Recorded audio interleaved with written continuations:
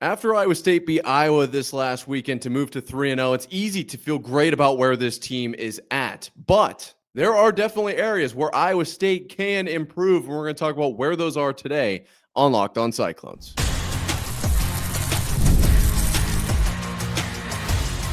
You are Locked On Cyclones, your daily podcast on the Iowa State Cyclones, part of the Locked On Podcast Network, your team every day. Welcome into Locked On Cyclones, part of the Locked On Podcast Network, your team every day. Shout out to you for being here every single day and making this your first watch or listen of the day. I appreciate it more than you know, whether you're watching on YouTube or listening on your favorite podcasting platform. Be sure to hit subscribe so we can prove once and for all that it is, in fact, a Cyclone state. Obviously, the boys proved that on the field. We're going to do it by hitting that subscribe button here as well. Really just hit them from all fronts, okay? Today, actually, we are going to talk about all of the fronts of this game. On Saturday, I talked about all of the positives. I wanted to take the weekend to really cherish the win, to really soak it in, okay? Iowa State defeated Iowa at home since, first time since 2011. Huge win for the Cyclones. Let's enjoy it. Let's not worry about what wasn't great. Well, now we are going to take a second and acknowledge what could have gone better in this game for Iowa State. Then in the second segment, I'm going to bring back all of the positives that I saw upon my rewatch of this game, because I do have a few that I noticed on a second watch. And then in the final segment, we're going to talk about MVP that was determined by you guys out there and why I think, yes, you're right, but there are also some other names we should be talking about. Can't wait to dive into all of that and more. But first, today's episode is brought to you by Game Time. Download the Game Time app, create an account, and use code LOCKEDONCollege for $20 off your first purchase. Now, yes, Iowa State defeated Iowa, and I thought they did it in a grandiose way. I thought they were clean for the most part. They did what they needed to do. They got in, they got out, came away with a W. And that's really, at the end of the day, all you can ask for, right? But there were things that they could have done better, in my opinion. And I've got three that I'm going to start with that I think are two for sure are non-negotiable. One, we'll see what you think.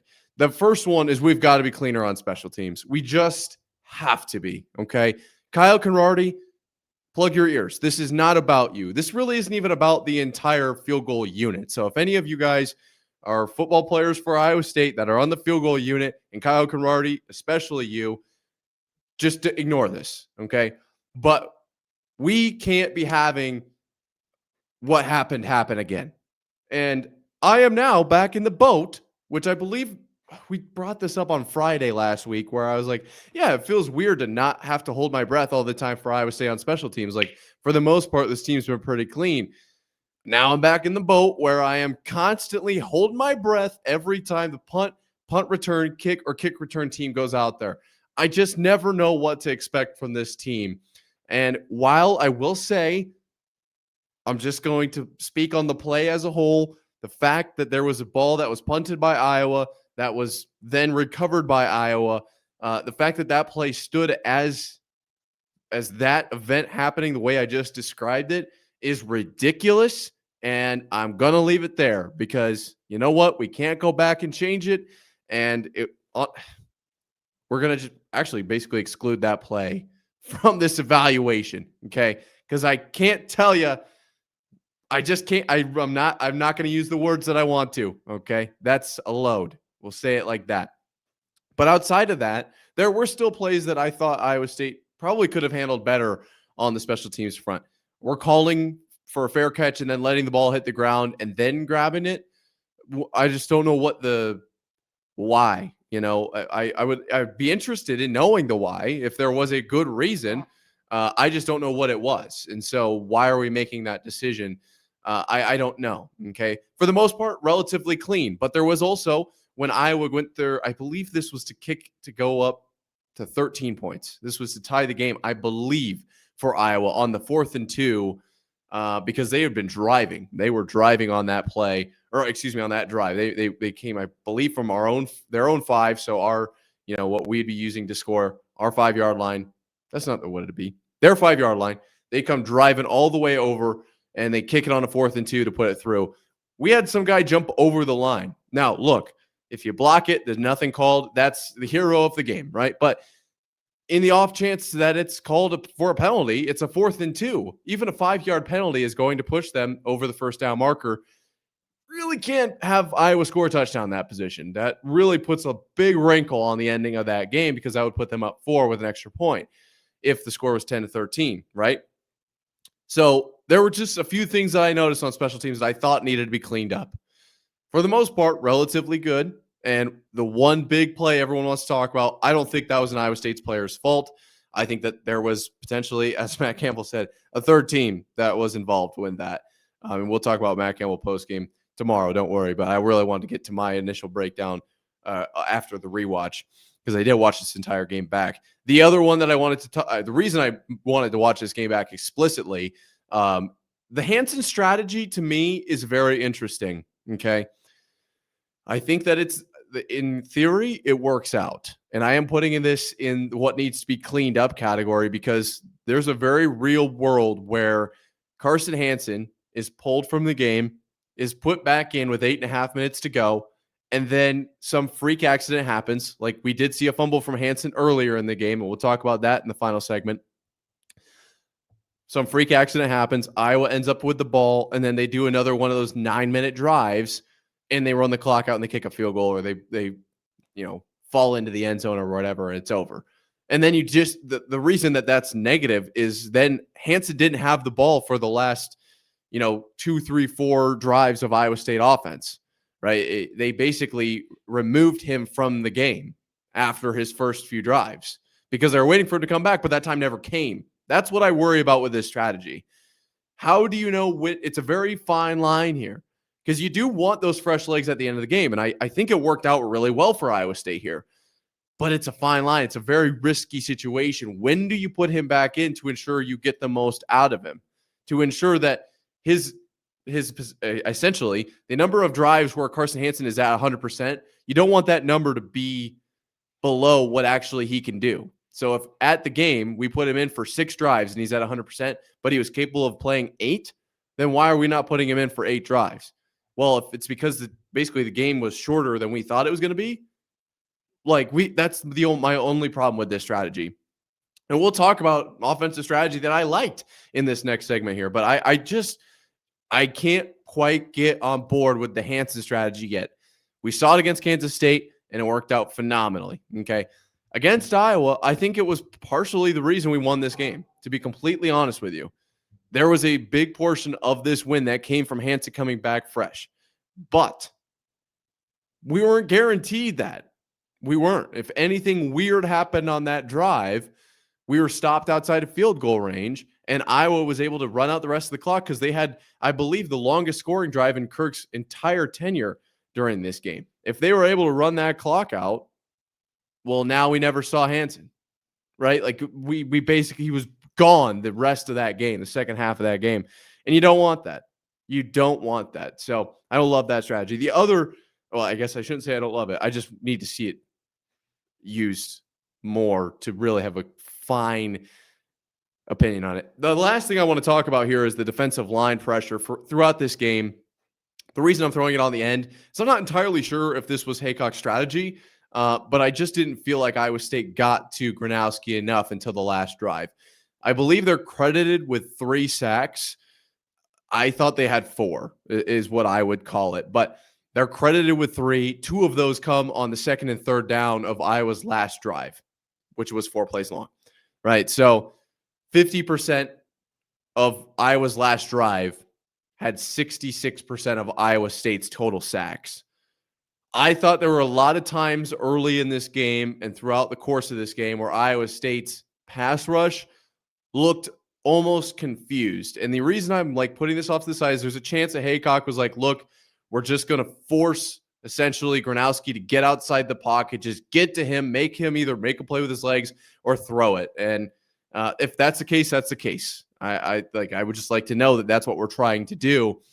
But at times it was like, I just don't know exactly what we're doing here. It feels like we should be getting more pressure or bringing something else or doing something else. But nonetheless, obviously the defensive line showed up when it needed to. And we'll talk about that here in the positives and also in the MVP conversation, because that is a big talking point. Don't go anywhere. We're not only talking negative on Iowa State today.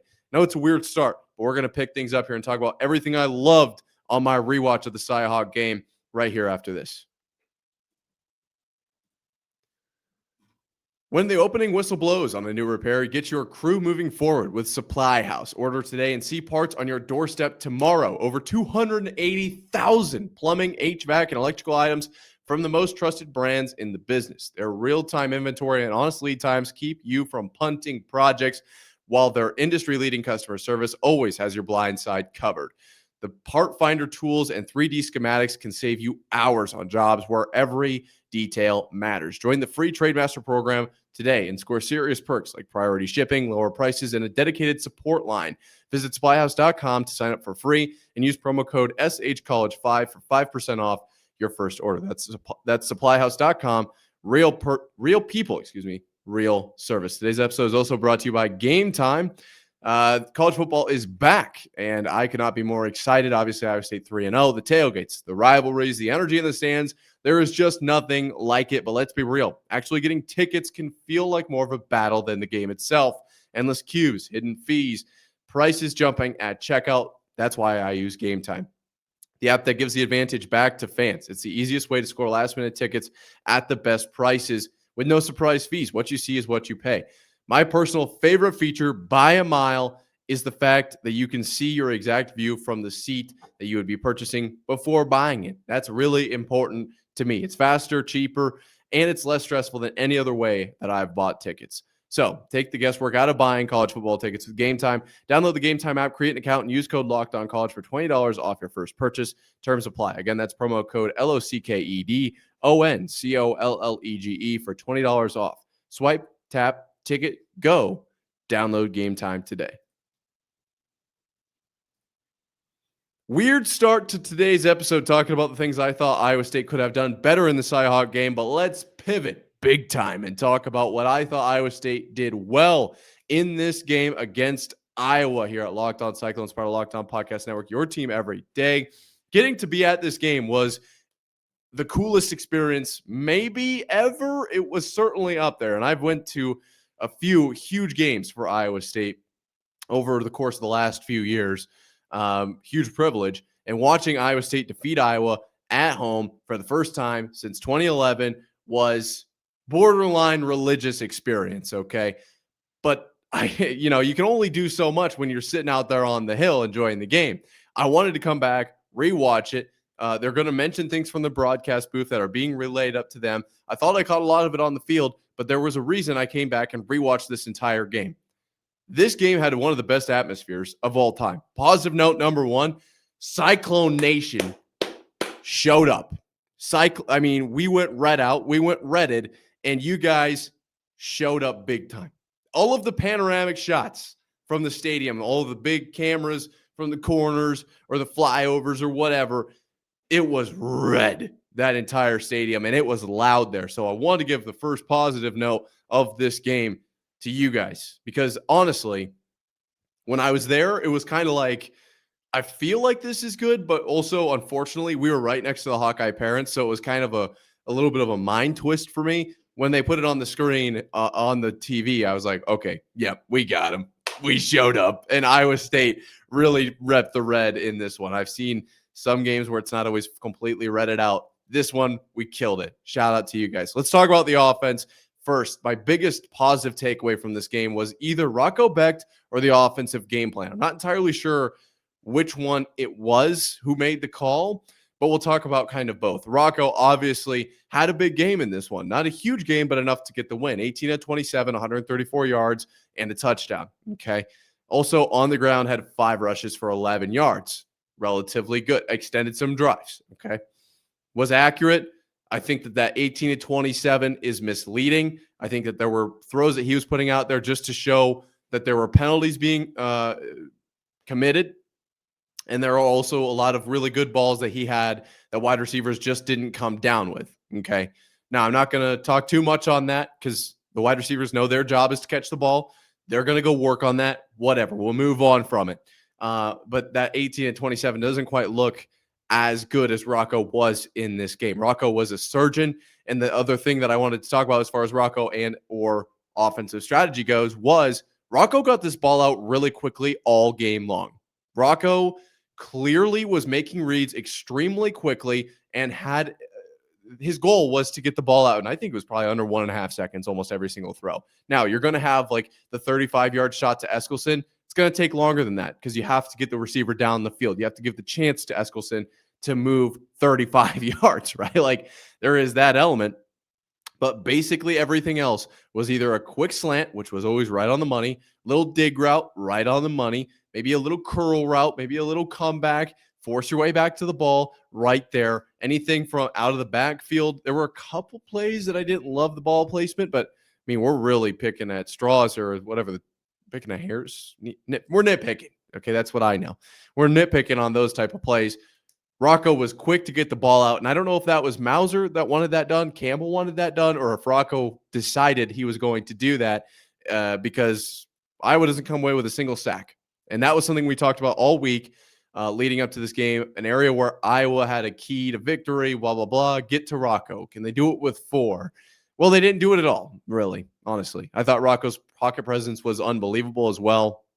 We really saw what Rocco could do when he was in the, drop back pass situation. I thought he killed it. I really did. Thought Rocco was certainly in that conversation for MVP, which we'll talk about here in just a few minutes. So don't go anywhere because you guys voted on this. So you're going to want to hear who won and then also what my kind of takeaways were from that. But anyways, overall, I thought Rocco killed it. And I would like to give credit to the entire offense and Taylor Mauser for giving Rocco the ability to make changes at the line. I thought there were a lot of plays where I wasn't sure what Iowa State came out in because, believe it or not, I didn't have a headset on, but you could tell Rocco's back there. Hey, we're going here. We're going here over to Overby. Yeah, okay, got it.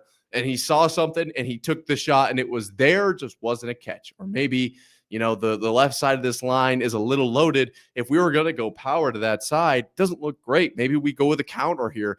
And the counter actually ended up working out. Saw something in secondary, saw something in the box, whatever it was. I thought Rocco handled that really well.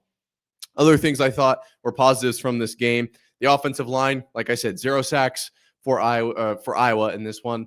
Thought they really killed it up front. I also thought they did well in the run game. Wasn't by any means a ridiculous rushing game for Iowa State with 104 yards on 30 carries, but did enough, right? Iowa had 3 tackles for loss? Like I thought Iowa State did really well on the offensive line. Wasn't a problem is basically the biggest way I looked at that one. And the other one I want to talk about is secondary and linebackers because I thought that the linebackers were flying around. Secondary, it looked like they got beat a few times, but I think it was because we just didn't really have the pressure up front.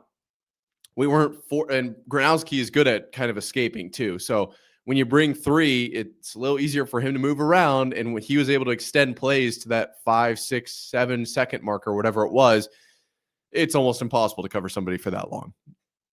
It just is. And so it's going to look like you got beat, look like you got burnt. Well, yeah, that's not really how the game works. Like it's just not. You can't cover for somebody that long consistently. And so while there were a few plays like that, and there was obviously the one play over the top that Iowa, I thought had the guy wide open. Luckily, we were able to commit defensive pass interference to make it a 15-yard penalty and not like a 60-yard nuke. But for the most part, I thought Iowa State's secondary played really, really well. I thought they did. Biggest takeaways from this game. Let's just wrap up these last 2 segments.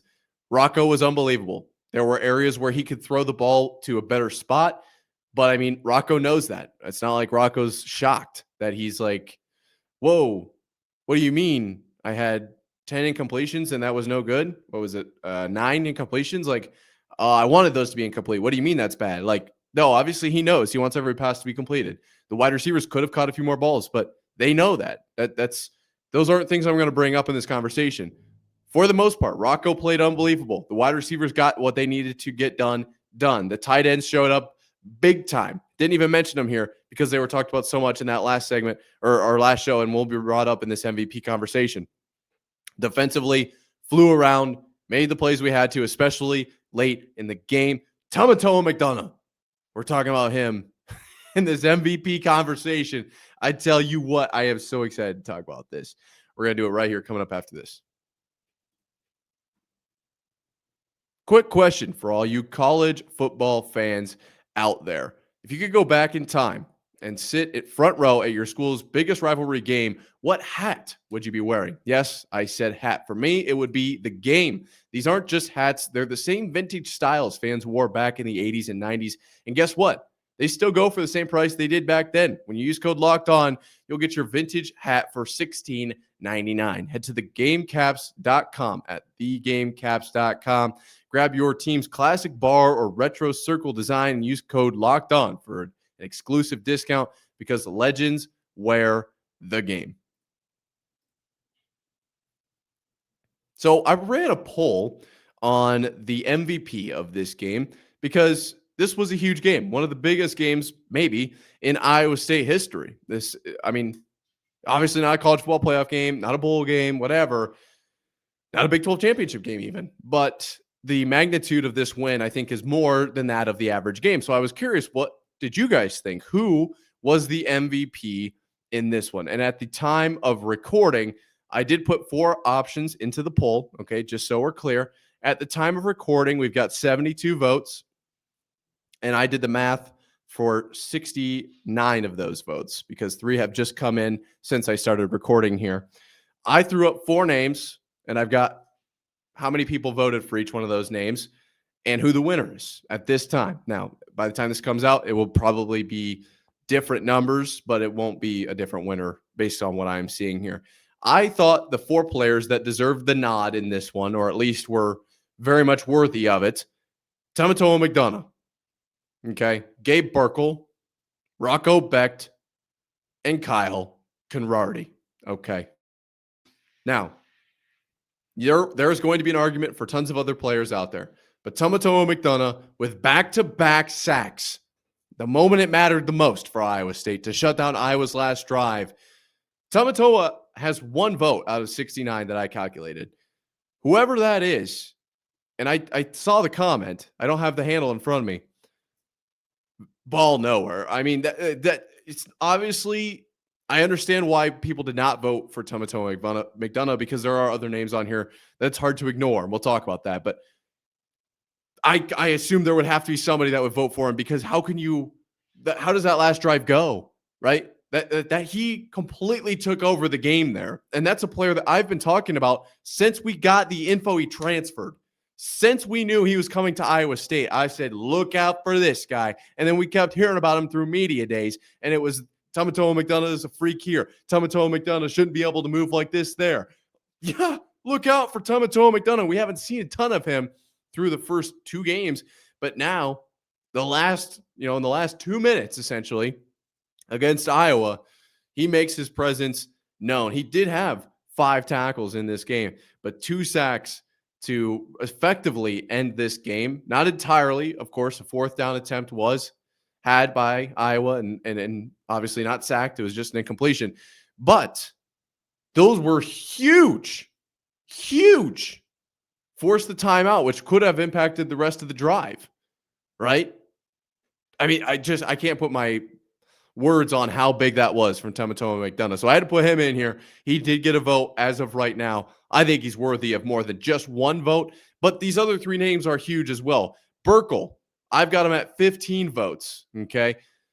Look, I get it. There are other guys that are more deserving, but Gabe Burkle, those 2 catches on that last drive, my goodness gracious. Are you joking me? Burkle finished the game with 3 receptions for 33 yards. But my goodness, that one-handed grab on the pop pass was the coolest thing I've probably ever witnessed. And the tip pass that he caught, obviously some people, I'm not going to say who, think that was kind of balancing out Iowa State playing 2 teams. I think that was indicative of the football gods saying where Iowa State is now in comparison to the past.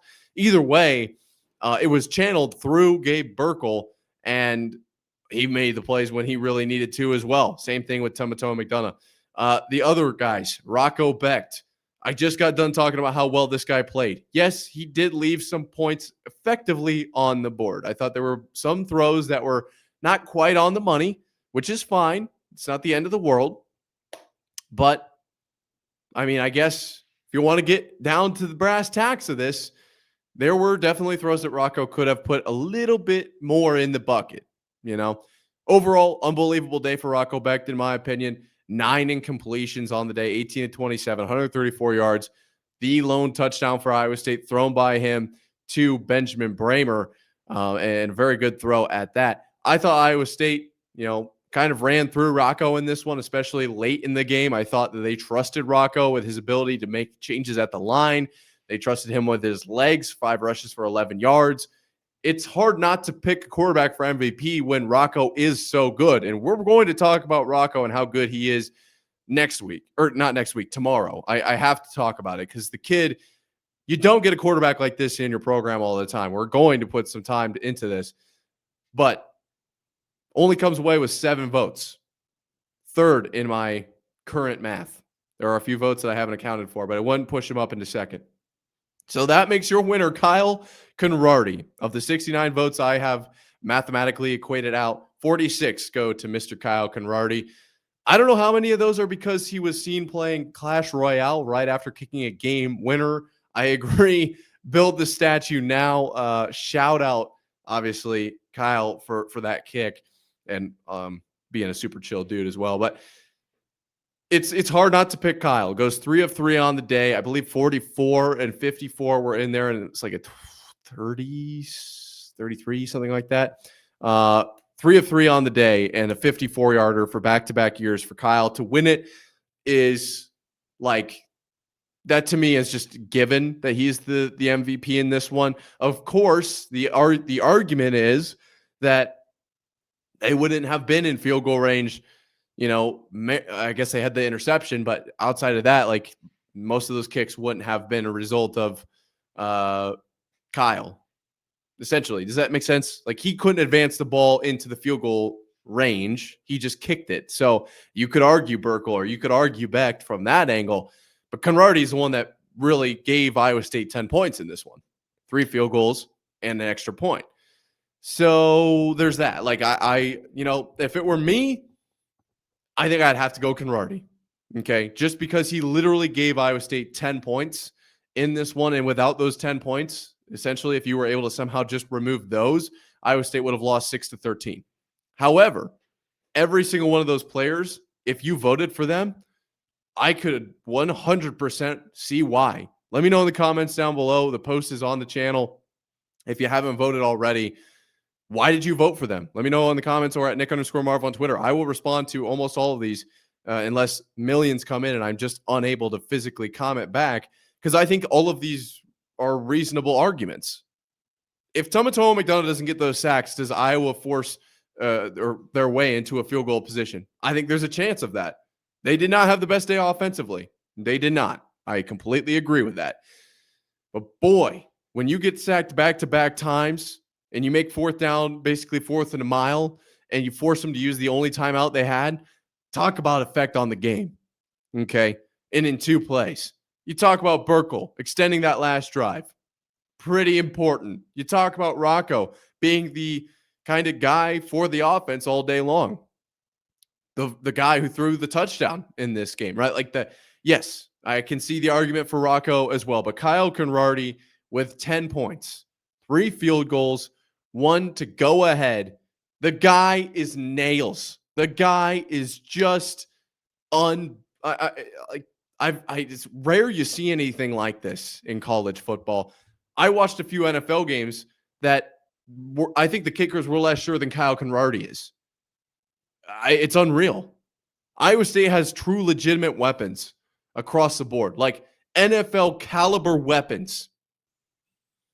Like I said yesterday, or on Saturday, excuse me, I think that this is an indicator of where Iowa State football is at now and where they're going to be going. I really do. I think this game was a huge indicator. What do you think, though? Where did Iowa State struggle? Where do you think they could be better the rest of the season? Where did Iowa State stand out? Offensively, defensively, what position group do you think had a great game against Iowa? And most importantly, let me know who you're voting for. Do it on the poll. Comment it down below. Comment it or tweet at me at Nick_Marv. I want to hear what your guys' thoughts are, because I think all 4 of these are good options. Or is there another player you'd maybe vote for? Let me know. Either way. Until next time, Cyclone fans, we got a lot to talk about the rest of this week. This team is heating up. 3-0 on the season. Is the Big 12 championship on the horizon? The first ever? I think this, if there's ever a year, this could be it. Until next time, Cyclone fans, sayonara.